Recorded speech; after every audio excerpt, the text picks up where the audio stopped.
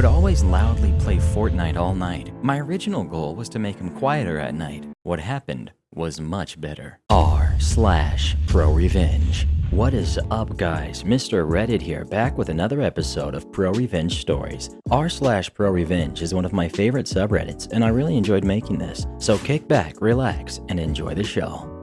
We have several awesome pro revenge stories that we're reading today. Our first story will be How to Train Your Roommate, a Fortnite Intervention. Our second story, Boss Fires Me for No Reason, Got What She Deserves. Our third story, Steal From Me, I'll Ruin Your Career. After that, You Want Me to Turn the Faucet Off? I Want You Fired.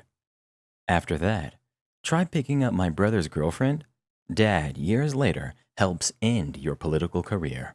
And for our final story, we're heading over to r/nuclear revenge to read Mr. Taco Will Remember This. Welcome to our new subscribers, You Love, Jink Zelda, and Hannah Yumi. If you're new, subscribe now for new Reddit stories every single day.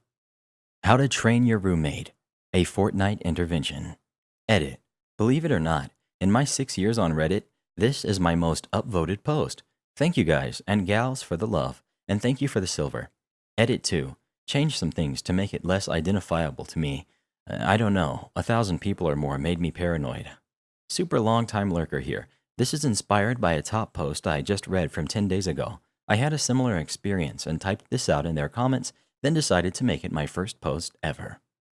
I had 3 roommates, 2 upstairs, 2 downstairs.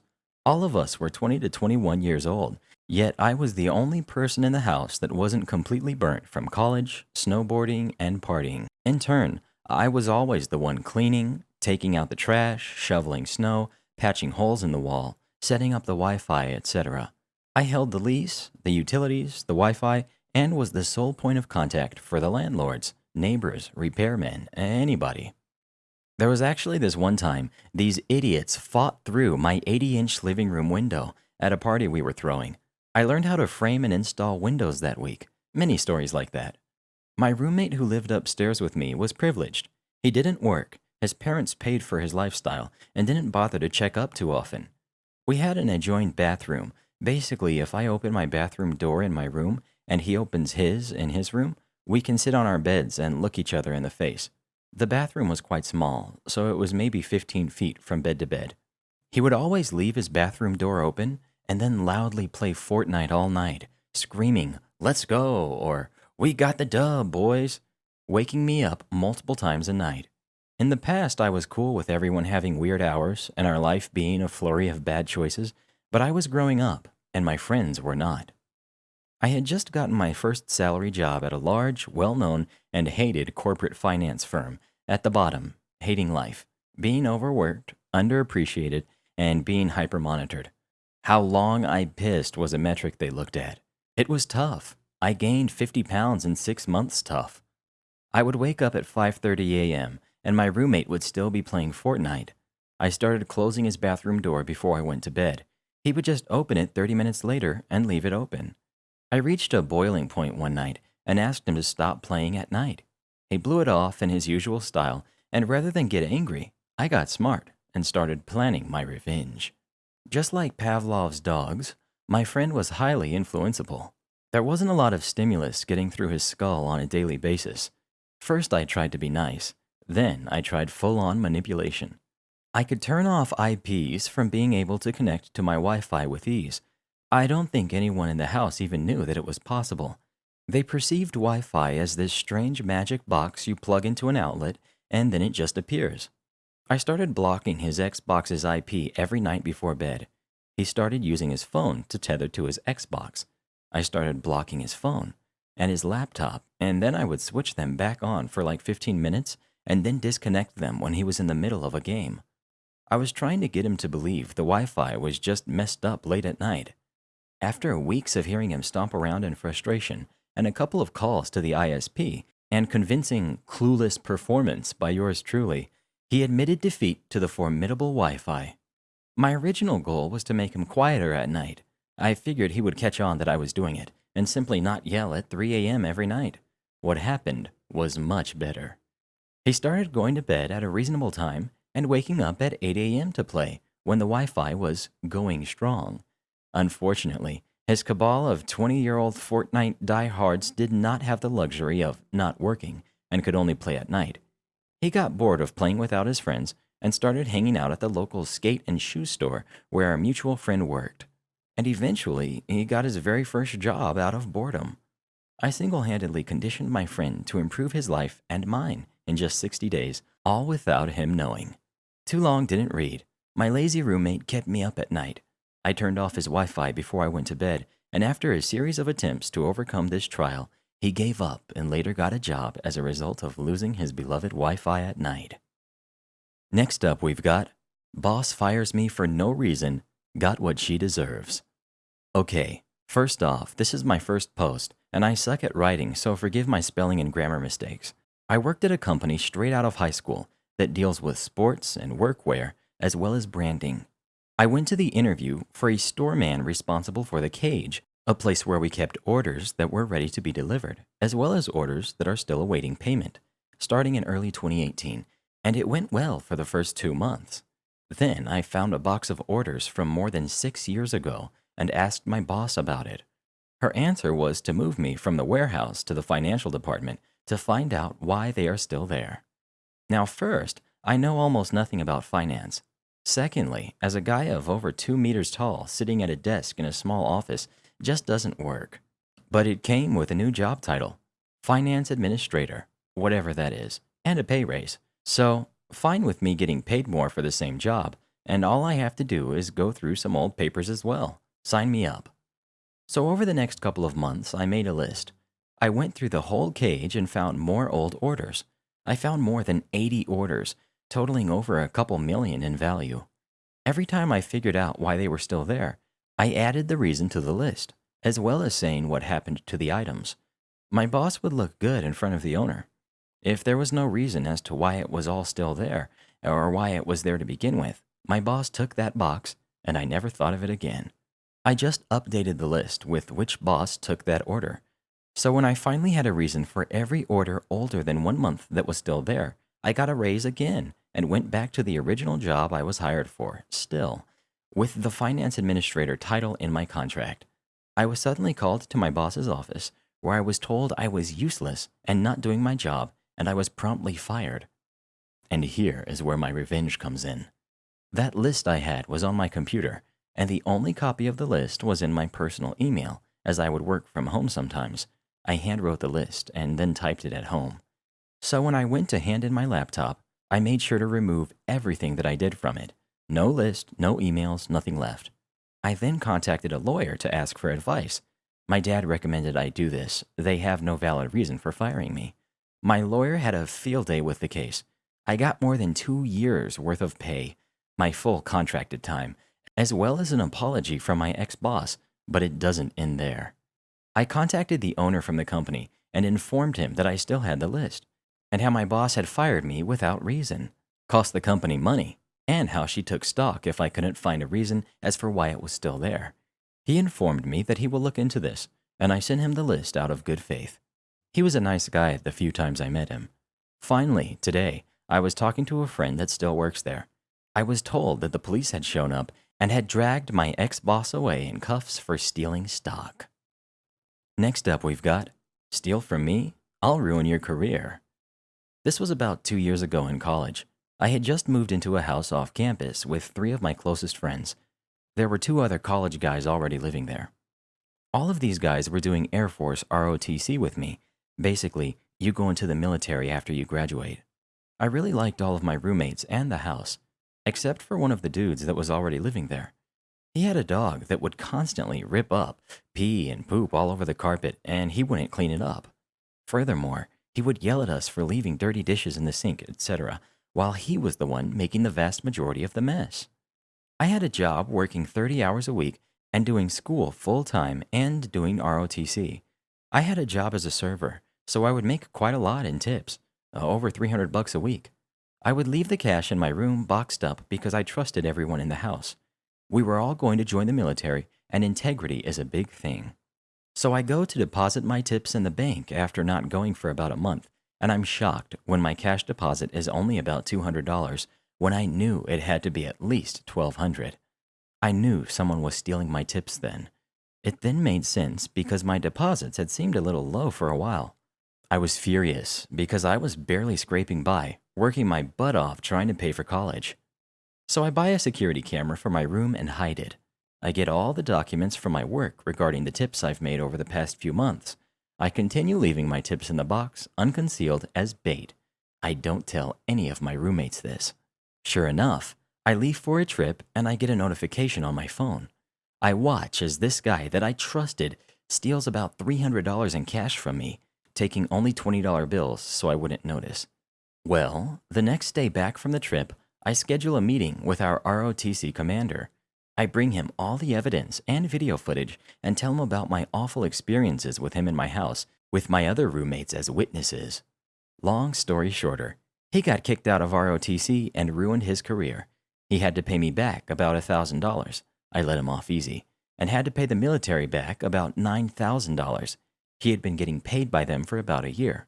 In addition, we go to an expensive school, and he chose a useless major. So he is stacked high in student debt with no real way out. And finally, he had just quit his job because he thought he could get away with stealing from me and watching TV at home. And he had just crashed his dream car that he had been working on for a while because he drives like an idiot. I still see him every so often on campus and smile at him. Too long didn't read. Jerk roommate steals my tips, and I ended his whole career. Insert Soldier Boy versus Super Hot Fire meme here. Next up, we've got, you want me to turn the faucet off? I want you fired. To address any confusion beforehand, I work for a large local college campus as an overnight custodian. I was forced to agree to confidentiality, so no names or companies will be listed. We have the manager, the jerk, the superintendent, and human resources. Take a ride with me, my fellow Redditors, and be sure to buckle up. This is a long one. Backstory. I had been working for a month. A single month. Jerk decides he thinks I'm cute after having one conversation with me about my truck, and the events that followed are ridiculous. True. And I am a 23-year-old male presenting transgender individual. Jerk was a bit strange. He was about mid-50s, going bald, and literally talked like a 5-year-old. Many rumors spread about him using drugs, but I genuinely believe he is autistic with a speech impairment. Due to this belief, I let everything he had done to me slide. He would follow me around my work buildings, stare at me obsessively, rub himself while staring at me, and make inappropriate comments. He even showed me an inappropriate video once. I was not too happy, but I let it slide because I'm a trans man and don't need to be labeled as too sensitive. Jerk would even go so far as to follow me home, and I would find him in my yard or parked across the street from my house. This behavior had gotten worse over the course of 6 months. The stalking had gotten so bad, I got my concealed carry license, fearing he would try something. This part is extremely important. I complained to my manager. His exact words, "He likes young hot studs like you." Since the complaint wasn't taken seriously, I had threatened to go to human resources.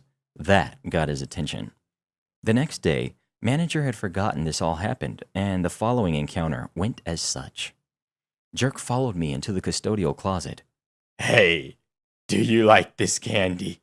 I have a bunch and want you to have some." "Okay, thank you." "I really wanted to tell you to turn the faucet off. You left it on last night, and I came up to turn it off. I don't like turning your faucet off." Jerk, I never asked you to turn my faucet off. If I get in trouble, that is the manager's job to reprimand me. Any issues and complaints can be taken up with him. "There wouldn't be an issue if you would stop being lazy and turn the faucet off." The damage was done. I decided enough was enough. The day came. Manager had set me down and had manager 2 take the complaint. The meeting took 3 hours. The following day, manager almost paired me with him again, so I put my foot down. I told him I absolutely would not work with that man a day after a complaint was filed.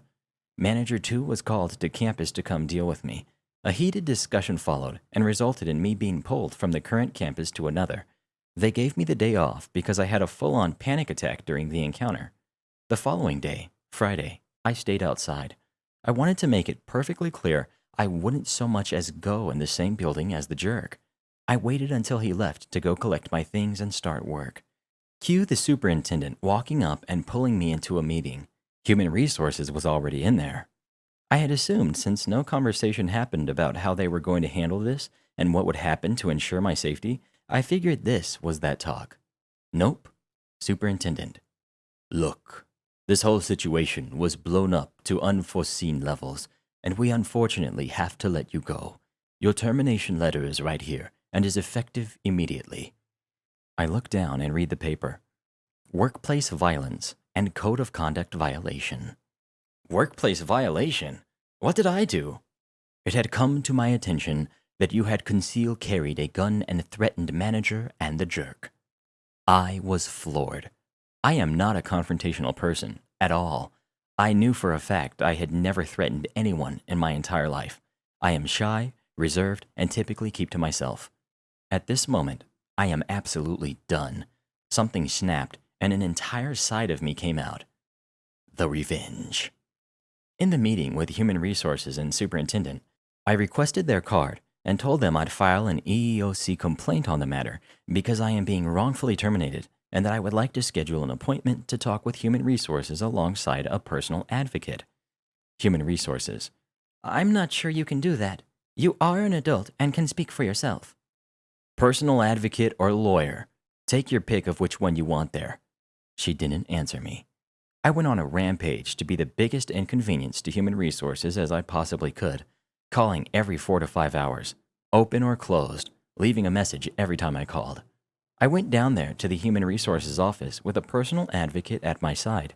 They saw me in the waiting lobby and hid from me. I finally managed to get a hold of someone and scheduled an appointment. This meeting took 4 hours because I now threw manager and superintendent in the line of fire for not properly doing their jobs, laughing, not filing an official complaint, not taking proper accommodations into consideration, and not meeting immediately after the complaint. I had told them that they violated my Second Amendment right to conceal carry, that there was no justifiable proof I threatened anyone. Everything that came out of manager's mouth was pure hearsay, and they cannot fire me for something with absolutely zero proof. At most, maybe a probational period would have been adequate. I went on to tell them about the EEOC complaint for retaliation, harassment, Second Amendment violation, and anything else I could possibly think of to label this situation.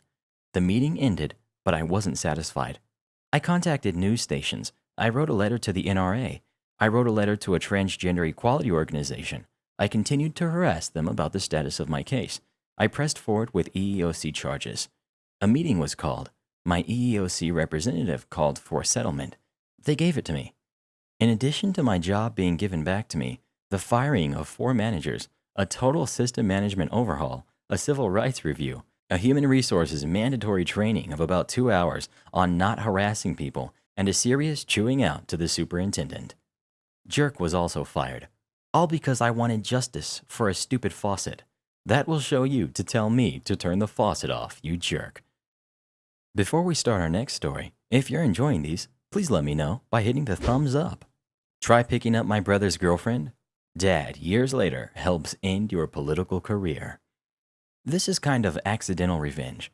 Back, say, 15 years ago, my brother worked as a page for a politician down in Province House. Basically a student job where you are basically a secretary for the MLAs. There are a bunch of them.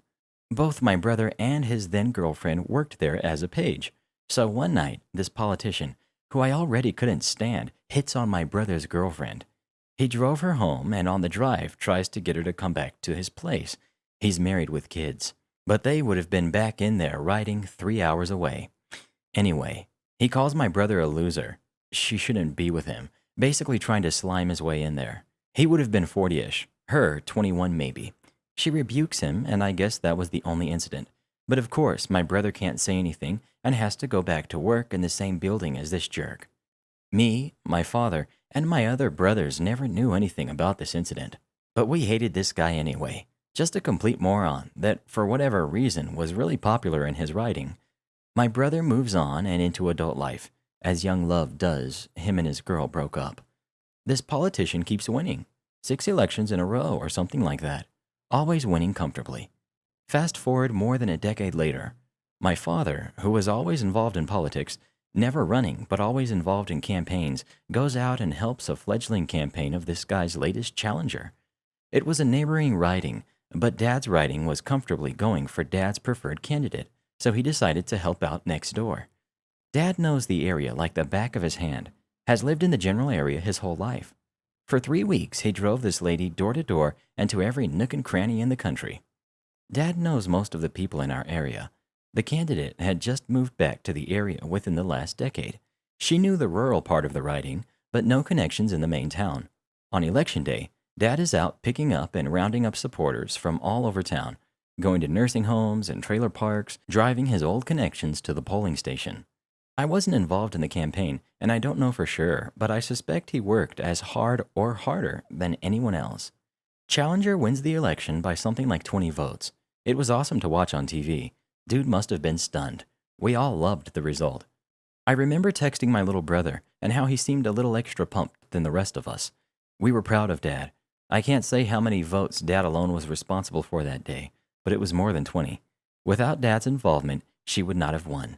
My brother called me that night and tells me the story of why he really hates the defeated MLA. Dad never knew.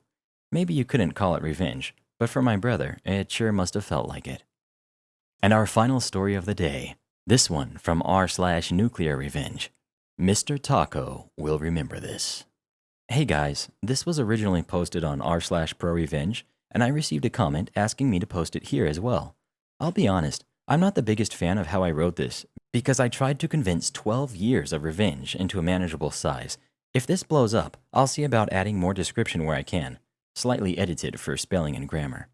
Now, to set the scene. My hometown has a public pool with a playground for children attached at the side. This place has always been immensely popular in the community and was my favorite place in the summer. I took any chance to go there with my family, or my babysitter, or my friends' families, or anyone else who would take me there. As a result, I got to know and play with damn near every kid in town at some point and got very good at socializing and making friends quickly. This continued without major incident until one hot day in August when I was 6, when he appeared. We'll call him Chad because he basically grew into one. I decided to play in the attached playground that day and quickly began a game of throw stuff with the other kids. We were all having fun throwing tiny sticks and bits of wood mulch, not anything that could cause injury. I was young, not stupid. At one point, I managed to hit Chad in the eye, which caused him to start bawling. I immediately ran up to apologize and asked if he needed any water to wash his eye, which is right when his crying stopped, and he looked at me with the burning eyes of hatred only a 6-year-old can give. Chad upped the game and started throwing loose gravel from the nearby road and building, which succeeded in scaring off every kid but me, as even at that age, I had the spine to dodge and just tell him to stop. Naturally, this infuriated him to the point where he hefted a sizable chunk of broken concrete above his head and began charging straight at me. Cue a few minutes of Benny Hill music as he chased me through the various bits of playground architecture until I was cornered in a literal corner of a wooden fort.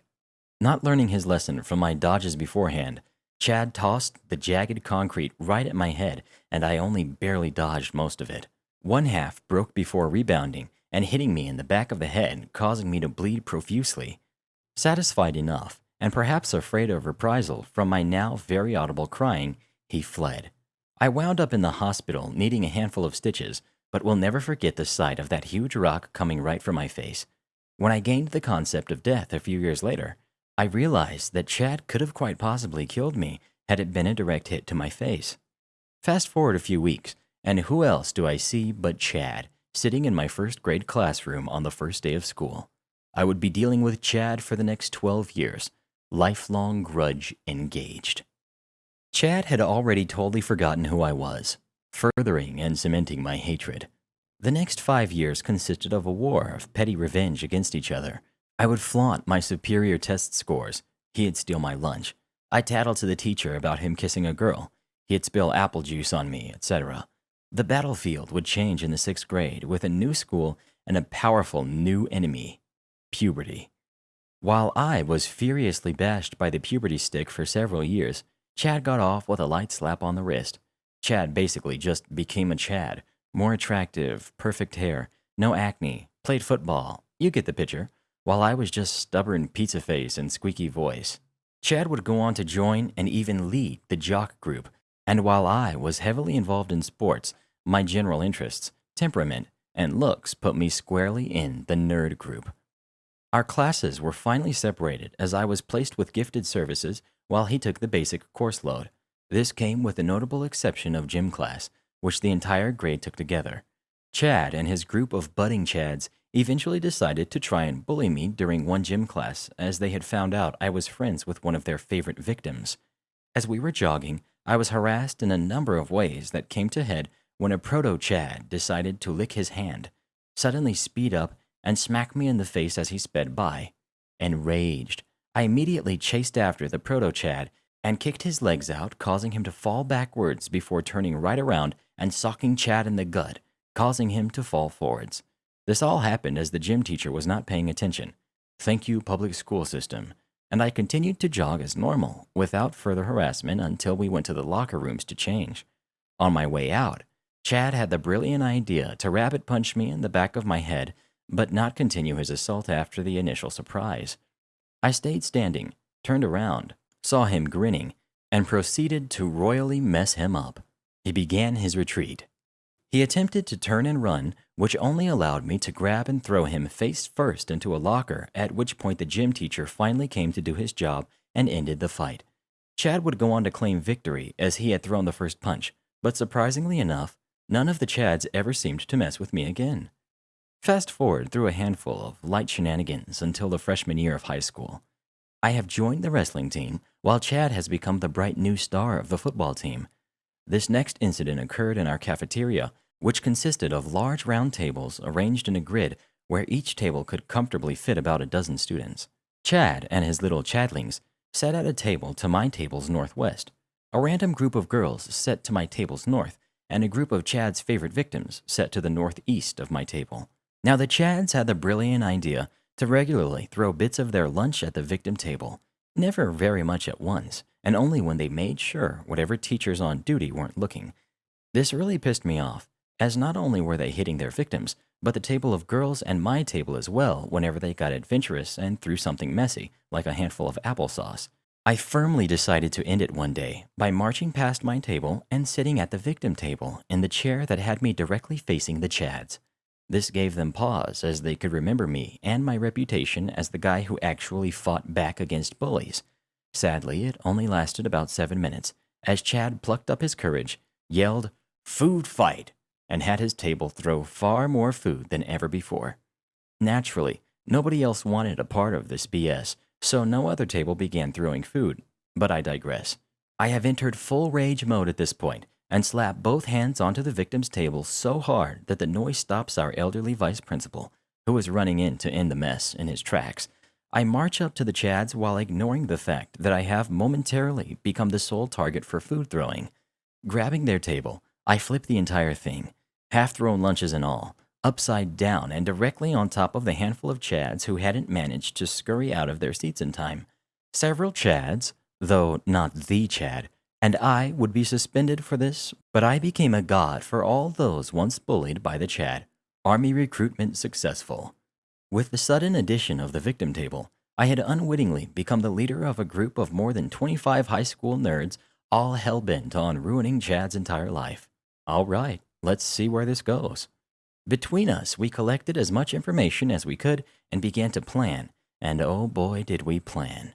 We settled on just one major prank a semester and a few smaller things in between as to not get too suspicious. Cops get called on him for underage drinking and just so happen to find some drugs as well. Baloney on his car to peel the paint back, and other things I'd rather not describe as they could be incriminating. But let's just say his parents ended up paying for some damages that Chad definitely did. I will go into detail about two of my favorites though. The first involved his bike, which was actually a bike he stole from a sudden recent addition to our little group.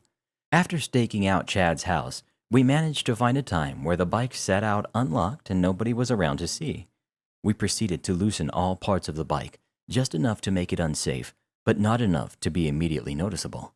Nobody was prepared for the monumental consequences. The thought was that he would fall and hurt himself, probably while doing some trick trying to impress a girl. Sadly, I never learned the exact events, but when Chad's bike fell, he managed to accidentally, partially castrate himself.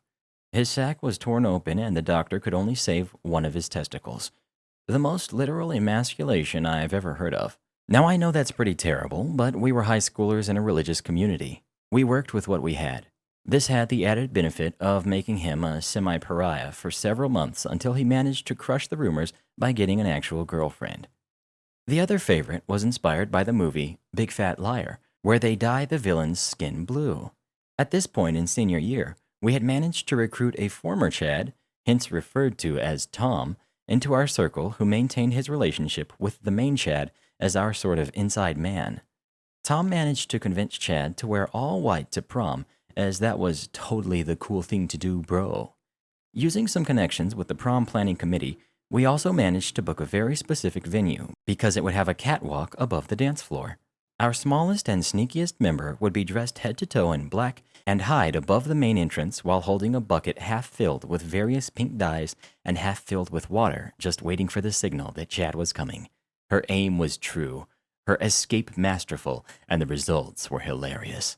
I would describe Chad in that moment as aggressively pink. His suit, hair, and even face shone with the brilliance of 1,000 pink unicorns. It was so bad that the hall fined the school because they couldn't get it out of the floor. Chad was forced to shave his head, and even up to graduation itself, his skin kept a certain pinkish glow to it. He was voted most likely to be a model in our high school yearbook, but from what I've been able to hear about him since then, was anything but that. He would go on to fail out of the nice college his parents paid extra to send him to in his first year before failing out of our local community college as well. At this point, his parents have basically disowned him, and he's worked at a gas station ever since. Not only did his attitude change in the time I've known him, he continued to be an awful human being at every turn, despite all consequences we provided him and all advantages life gave to him. That's all for now, but don't be blue. I'll be back soon with more stories for you. Remember to listen to Mr. Reddit every night, so your dreams will be wonderful like you are and bright.